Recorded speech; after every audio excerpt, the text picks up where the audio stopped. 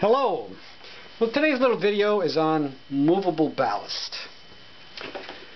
Well, you may ask yourself, what is movable ballast? Well, it's actually an old term, pertains to boats usually, and it is just an object that you use to change the trim of a vessel.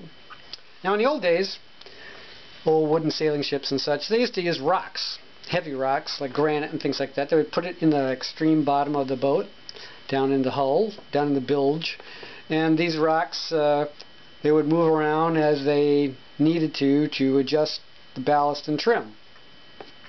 So movable ballast is needed if you have a list to starboard or a list to port.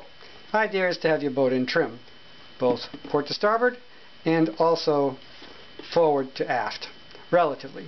Sometimes you need a little tilt back aft for a scupper to drain properly or something like that. So how do you adjust trim?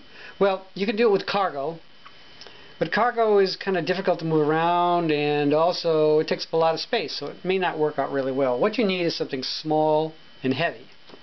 What do we have that's small and heavy? Well, there are certain elements that weigh a lot. Gold, for instance, but no one is going to use gold for a movable ballast because it's way too expensive. Is there something like gold? Sure. What's right next to gold on the atomic table?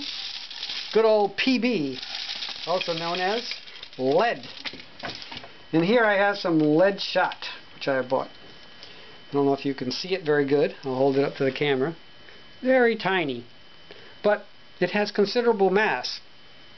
And when you put a bunch of these together in a box, the weight or mass moves up quickly. So what you do for a little small boat where you want some movable ballast but you don't want to take up a lot of room is you fill up an object such as what I'm using here today is just a kid's 62-cent pen and pencil holder box. Fill this up with lead shot as much as I can. This particular design you can't get it all the way full, but you can get it close if you take your time. Seal it up and then completely cover it around the edge. I actually cut off the opening on this thing and around this way with duct tape, which will hold it shut completely tightly. And it's important to do this slowly because lead dust is actually toxic. You don't want to breathe this stuff in.